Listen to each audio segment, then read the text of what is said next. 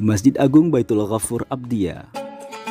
Masjid Agung Baitul Ghafur terletak di Gampung Senaluh, Kecamatan Blangpidi, Kabupaten Aceh Barat Daya. Masjid ini pertama kali dibangun pada masa jabatan Bupati Akmal Ibrahim periode 2007-2012. Namun sempat terhenti pembangunan dan dilanjutkan kembali hingga siap pada masa jabatan kedua Akmal Ibrahim periode 2017-2022. Yang peresmiannya dilakukan pada tanggal 11 Februari tahun 2020 sekaligus dengan perayaan Maulid Nabi besar Muhammad SAW dengan ditandai penandatanganan prasasti oleh Bupati Akmal Ibrahim.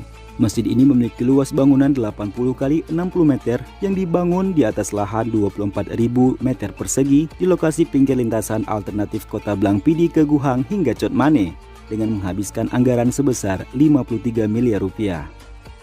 Meski belum 100% rampung akan pembangunannya, baik bangunannya maupun fasilitas-fasilitas pendukung lainnya, namun kemegahan masjid sudah terlihat sangat mewah dan indah dengan mengambil gaya arsitektur perpaduan antara arsitektur Aceh dan Timur Tengah.